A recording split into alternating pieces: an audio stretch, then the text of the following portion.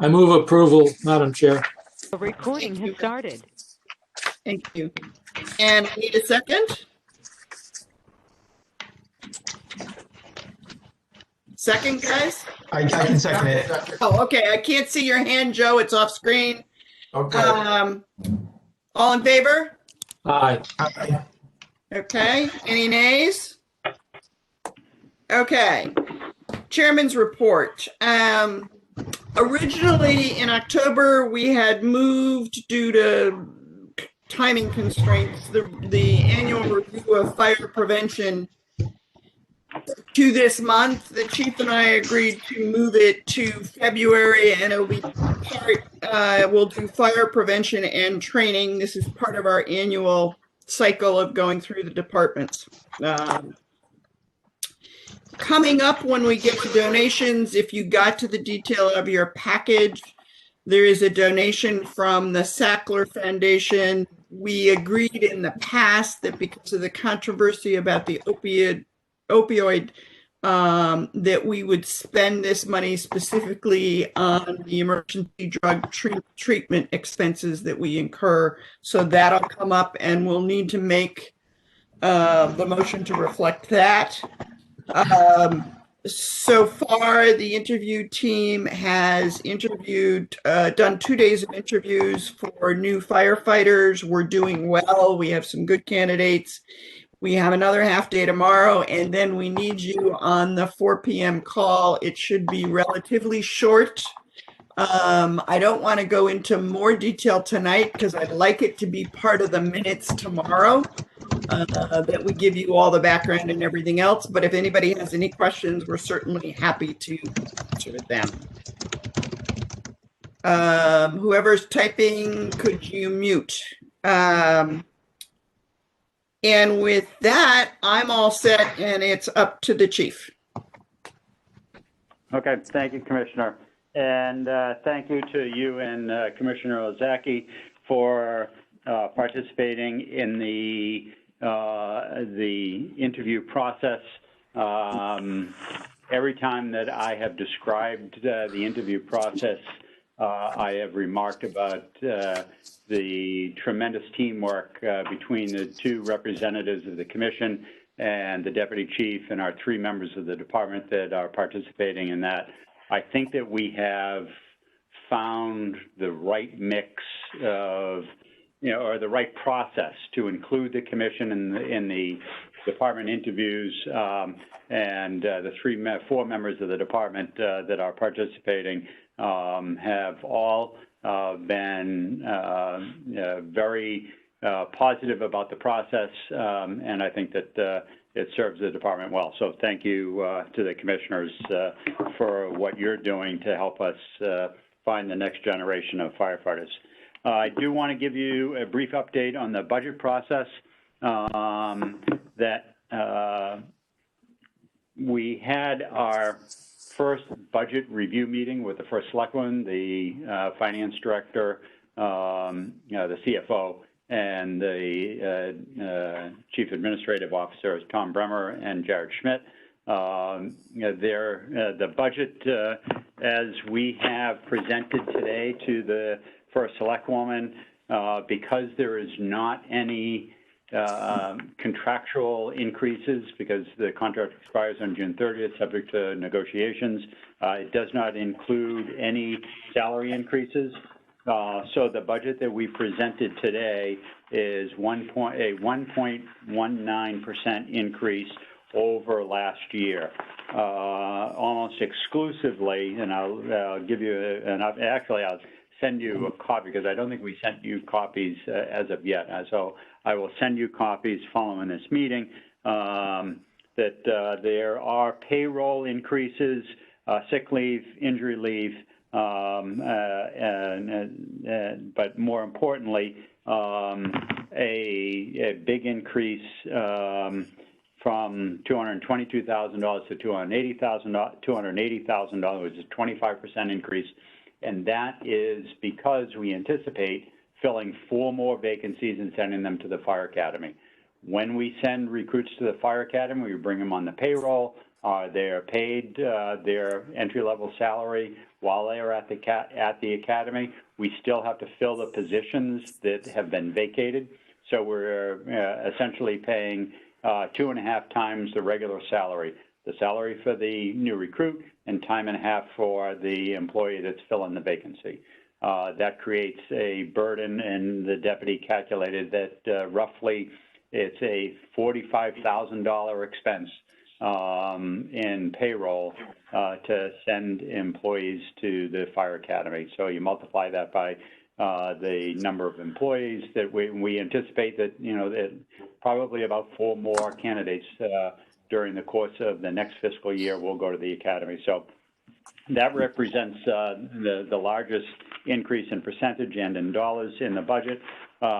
We do have in our capital budget last year, we had a $74,000 capital budget, which includes standard expenses in the capital budget of hose, radios, turnout gear. I have to pull it up. Yeah, turnout gear. Let's see. Oh, and last year. Oh, and SCBA. Deputy, hang on So one second, Chief. So that. Liam is having difficulty getting in. Chief Dunn, can you try to work with him to get him in? Okay, let me just see if I see him just for a second. If he's. He texted me. Okay, let's see. The meeting is not locked. So. Resend him your link by text, Okay, I will. maybe. So, so then we did include, we had a car in the budget last year. Our request last year was roughly $125,000. It's $120,000. It got dropped down to somewhere in the 70s, and we put the car back in as we attempt to replace the Crown Vics that are still part of the fleet, and we have 2 of them left. And so hopefully we'll get that resolved in the budget. But other than that, it's a flat budget. The other parts of the fire department budget presentation include emergency management. Those numbers are flat. The fire school, the town contributes $25,000 to the operation of the fire school. In addition to, the Assistant Chief Bisson's salary is included in the budget, but actual operation of the facility, the town share of that, as you recall, we spent a lot of time 2 years ago creating that budget when we reopened the school. Town share remains flat at $25,000. And so we're going into this budget with a very flat, relatively flat, just over 1% increase over last year, pending the negotiations of the contract. So we are pleased with that. I will provide you copies of the budget as submitted, and if there are any questions, it will still be in the process clearly next month. We can bring that up again if anybody has any questions.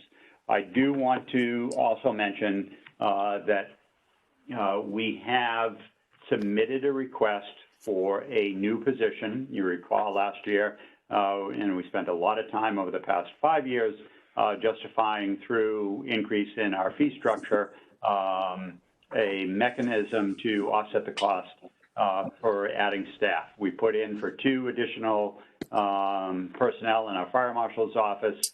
That went through the process and was really in the process to the very end. And it didn't make it, obviously. We have resubmitted that request. We discussed it today with the first selectman and the CFO. It will be part of their discussion when they meet following review and aggregation of all of the department requests, and we'll certainly keep you posted. We got a very favorable response, but we're early in the process, and there's a lot of moving parts in a municipal budget the size of Fairfield. So we'll keep you posted. But at this point, The fact that it went so far in the process last year with the Board of Finance, and that we got favorable review by the Board of Select, or the first Select Woman and the Finance Department, I am encouraged. So I will keep you posted on that. Okay, commissioners, questions about the budget before we just keep moving on? Okay.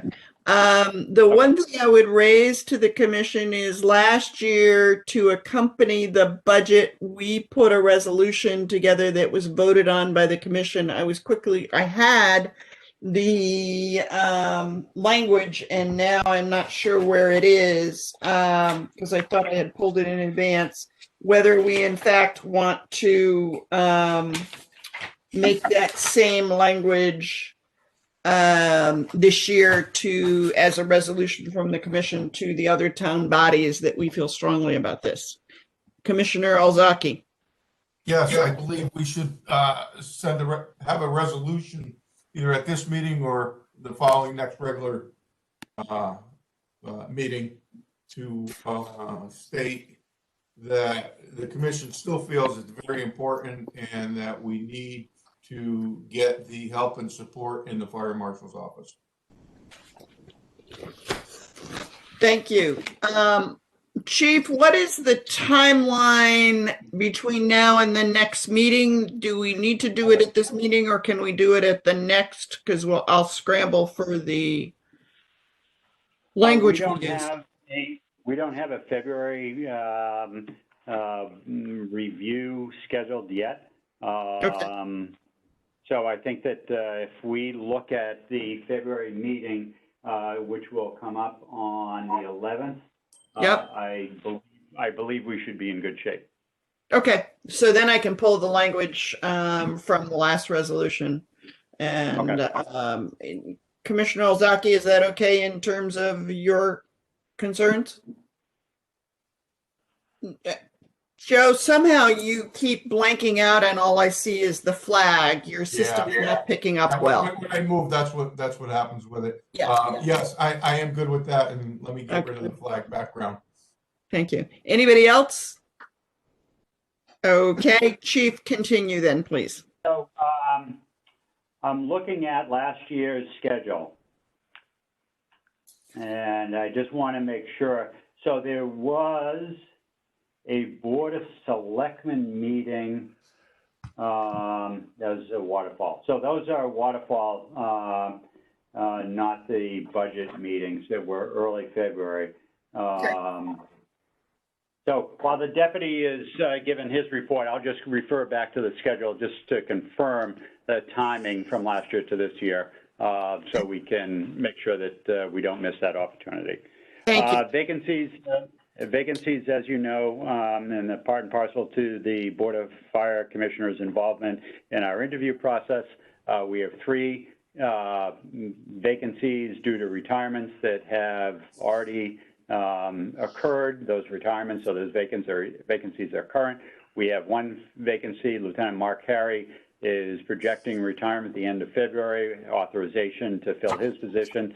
So we'll have 4 vacancies. The Fire Academy recruit school begins on February 1st. Once the commissioners in our meeting tomorrow is completed, we will offer the final candidate. We've already gone through the onboarding process with the other 3. We'll give the final candidate his conditional job offer, his or her conditional job offer, and bring that candidate into the mix for hiring. And the academy will be run for 2 weeks, or is it a month? 2 weeks virtually? I think they said a month. A month. Yeah. A month virtually. So those 4 candidates will be at the fire school, working off of laptops with daily instruction in Fairfield, and then we'll go up to the academy on or about March 1st. So that's it for vacancies. The next item on the agenda for my report is COVID-19 update. We continue to work with the board, with the health department to support their efforts. Not only are they doing tracing, which has been part of that process. They are standing up in conjunction, well, the state of Connecticut is standing up a testing site that will be at the Mill Plain Road commuter parking lot across from the rec department offices. And that is in the final stages of permitting, and they will open and run a 7-day-a-week testing site.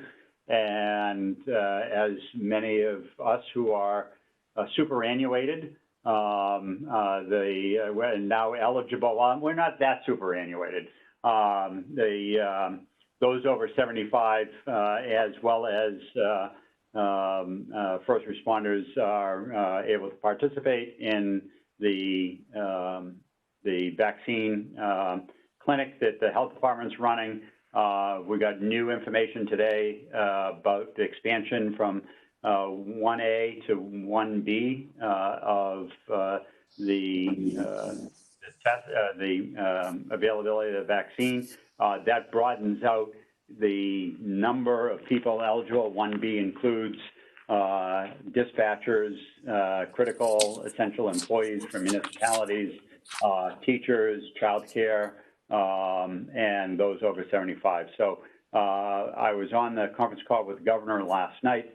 That group in 1B, just to give you an idea, so there's a little over 3 million, 3.2 million residents in the state of Connecticut. 1B represents 1 million residents. And the state of Connecticut is receiving 44,000 doses of vaccine a week. So you can see that when they talk about the timeline, given the current rate of release of vaccine, the timeline for getting through our entire population for 2 doses of the vaccine is very, very long. What was reported last night, or what SANS has reported, is we are getting 44,000 doses per week in the state of Connecticut, with a one-time bump this week of 50,000 doses. So we'll have 100,000 doses in week 1, and then 44,000 doses for each week after that. And it'll take a long time to get through those million in Category 1B. So, we are taking the position, as is the health department and emergency management team, a long view of this. We have a planning meeting tomorrow to anticipate all of those other issues that, the springtime will challenge us with, opening up beaches, parks, events, public spaces, activities, requests for carnivals and parades. All of those issues that are anticipated in the spring, we are going to review very thoughtfully and carefully to take a very cautious and safe approach and work through each one of those issues to try to give good guidance to organizers and departments that are involved in that decision. So we have a long way to go to finally get out of the COVID pandemic and its implications. Chief, I would point out that as we speak, the president is addressing the country on a major ramp up. And so we'll see where that leads. Yeah, and, we're watching, Johnson & Johnson is looking for approval for their vaccine, which I believe is a single-dose vaccine. Once they get in, it is approved for release, and others that add to the mix. We are supporting the health department's scaling of their operations to make sure that he and the health department have all the resources once those additional vaccines become available, and he goes from a 2-day-a-week vaccination clinic to a 7-day-a-week vaccination clinic, that he has the logistical support, as well as the training. Paramedics and EMTs with training can be inoculators. So he has a medical response corps, medical reserve corps and our CERT team, all ingredients in that process. So we're working as diligent as we can for that. And finally, we have one donation of $750 that Commissioner Brennan had mentioned earlier. It's from the Sackler Foundation, the Sackler family, and the foundation has its roots in Purdue Pharma. We had a discussion, I believe, a year and a half ago about what to do about these types of donations. Some nonprofits and other recipients of donations from the foundation have made the decision to return it. We had a discussion and a vote by the Board of Fire Commissioners to accept the donation and designate it for our emergency response equipment and training for the public. And that's what we did. We did Stop the Bleed and other CPR related training that we offered to the public and to town employees last winter before COVID started. And I would imagine when we have the availability to do that again, we will replicate that. But that accepting of that donation will require a vote of the commission. Motion? I'd like to make a motion, please. Okay, Joe, and second? Well, I didn't make the motion yet. Oh, sorry. Go ahead. Just kind of follow here. I'd like to make a motion that we accept the donation under the conditions that the fire department use that donation for training of the town and for medical, how do we phrase it last time? Excuse me. For the public good. Yeah, for medical supplies. For medical supplies, for medical training and supplies. Okay, and a second? I'll second. Cinto Thanks, second. Lamb. Okay, all in favor? Aye. Aye. No opposed? Okay, motion passes. Deputy Chief. Oh, wait, Okay, good evening. any other questions for the chief? Okay, Deputy Chief, you're up. Okay, thank you. Mechanic Gillis started on Monday. He had some orientation by Rich Demko, and he hit the ground running. Already, I saw him all week. I've seen him under and around and inside vehicles, and I think his benefit to us is that he's a very experienced mechanic who just needs to be pointed in the direction. Doesn't even need to be pointed in the right direction. He knows what to do. So he's going to be a very, very valuable employee for this department. The oral panel, as we said, met this week. That's been taking a bit of our focus. We're also processing the 3 members for the Connecticut Fire Academy, the 3 members that we have right now. We got back their police reports, and they're okay. Medical tests should be coming back very soon. We're hoping to do a very sped up processing for that last person whom we get from the list.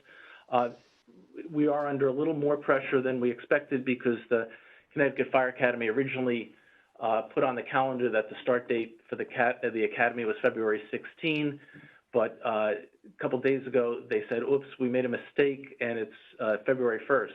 So we're running at light speed, so but we believe we'll have everything, all our ducks in a row before then. Let's see. Next week, just with emergency management work, we're going to be working with CERT, hopefully to test their notifications. We've been talking with them about that, and hopefully we're going to find some time next week to work with Cindy O'Neill on that project. Speaking of CERT, with this 1B expansion, it's also going to allow those deployed CERT members to be vaccinated. So we told them that today. They already started getting, we had their emails already. Chief Bisson uploaded them once he got the okay, and they've already started getting text from the VAM system. And And that is the end of my report tonight. The chief, the only last thing is we'll be working on the quarter two controller's report, which is due February 1st. That's going to be keeping us a little busy too. I think the chief mentioned everything else I was going to talk about. Anything on grants? It was on the list. Oh, yes. No, well, really nothing too new, except actually we're going to be moving with the port security grant. We had to put something out on bid, so I just actually a couple minutes ago found out that the bid came back, so we know that we can pull the pin on that tomorrow and have a particular vendor who happens to have the boat right now to do this work. So we want to get it done very quickly because we want to have that boat ready to go once it's thawed outside. And the Fire Act grant application is open. Okay, yes, the Fire Grant Act, the Assistance for Firefighters Grant application is open. We've bandied it about asking our officers about, what would be a good subject, and we believe we're going to go for some more SCBA purchases. So it's a great way to get things that we do need. Now, this isn't want, this is need for 75 cents, for 25 cents on the dollar. So we're going to try to apply for that, and hopefully we'll be successful. We'll let you know a little more when we start that process. Thank you. Sounds good.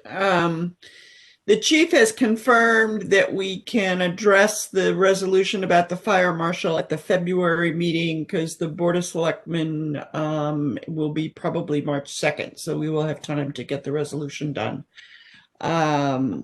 Southport, go ahead. It was March 2nd last year in 2020. So I don't know the exact date in 2021, but using that as a reference, it will probably be late February, early March. Sounds good. Thank you for the update, Chief. Southport volunteers. Anybody on? I don't see any. What about Stratfield? I don't see anyone from there. 1426? No one from there. Okay. CERT, I know Norma is on. Ms. On, I'm going to unmute her. Oh, she can. Yes. Okay, good. I've got control here. No, there's nothing new to report. Okay. Old business. New business. Okay, I need a motion to go into private executive session, including the commissioners and Chief McCarthy, and afterwards Deputy Chief Dunn will join us. The purpose is a discussion of Deputy Chief Dunn's contract renewal. And so I need So moved. okay, John, and second, was that you, Bill, that I heard? Yes. Great. So we'll go into executive session. It is 7:31.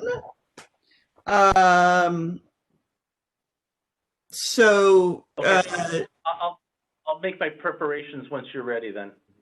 Okay. Okay, and also, what are we going to do with Jude? Jude? I'll take the notes for John Brenly and I Okay. talked, and we're going to coordinate and make sure Jude has the information she needs.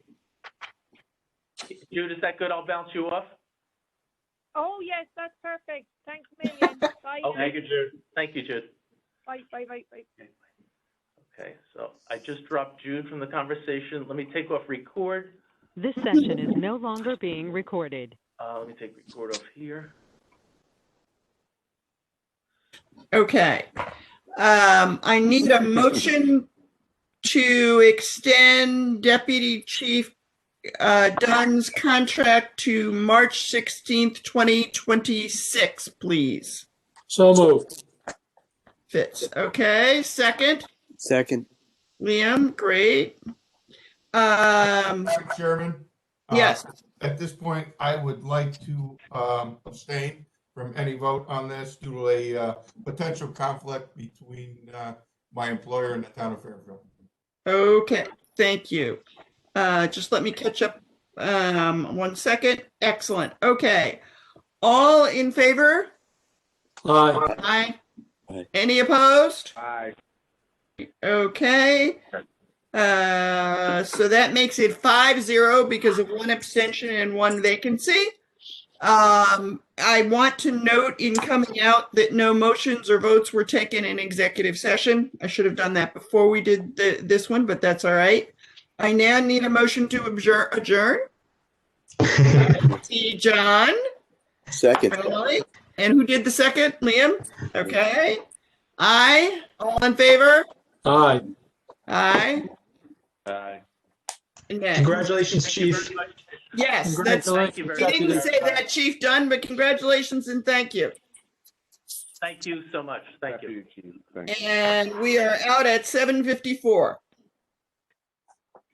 Great. First appointment is 8 o'clock tomorrow morning. Night all. And we'll see Yes, you that's at our 4 first o'clock interview, tomorrow. yeah? 4 o'clock tomorrow. Right, 4 o'clock for the meeting. Yes. But Commissioner Brennan and myself have a meeting tomorrow at 8 to finish the candidates. So I just want to make sure the first. Interviews candidate's at 8. finish up tomorrow. So we'll have a list for you by 4 o'clock that we'll be able to present with the deputy.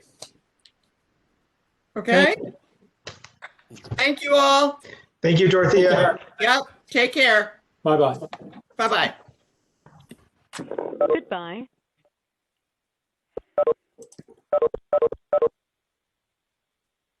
So when we